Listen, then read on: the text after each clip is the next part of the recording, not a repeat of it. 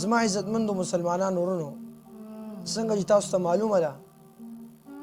کله چې انسان پیدا شي یا د انسان بچی پیدا شي ماشوم نارینه وي که زنانه وي نو هغې کې بیا د هغه ماشوم غوږ کې خلک اذان کوي څوک یې قاري صاحب له بوځي څوک یې مفتي صاحب له بوځي څوک یې جومات امام له بوځي نو دې کې دا یو خبره یاد ساتئ آیا د اذان کول صرف قاري صاحب مفتي صاحب مولانا صاحب د جومات دې دپاره لازم دي که نه بل څوک هم کولی شي نو زمونږ عوام عرف کې خدا چلیږي چې یاره قاري صاحب او جومات امام چې نه نو هغې نه بغیر بل څوک نه کوي نو چې کوم سړی ځان ته مؤمن مسلمان وایي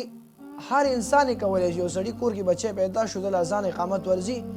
ښي غوږ کې دي اذان وکړي ګس غوږ کې دي اقامت وکړي دا یو عمل دی سنت بله مسله دا ده کله چې ماشوم پیدا شي نو بیا هغې خوله کې چې کوم دی څه خوږ شی ورکول د بزرګانو یا سړی بزرګ له بوځي خوله کې وله څه ورکړي اوس راپوځي کې هغې تېر کړي دې چیز چې هغې ته نقصان ماشوم ته ونه رسوي یا وننخلي او بل دا کله سړي ته اذان وشو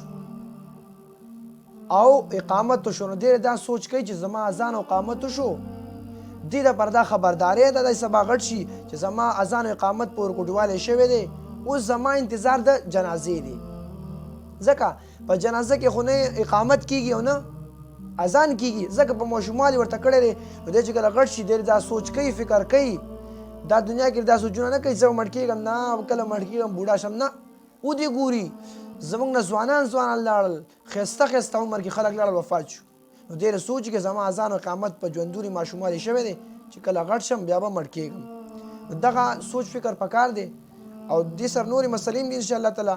بیا وخت مناسبت سره به مونږ بیانو الله سبحانه وتعالی دیو کې په دې خبرو تاسو پوه شوي الله رب العزت دې په دې خبرو ما تاسو عمل کول توفیق راکړي آخر الدعوان الحمدلله رب العالمین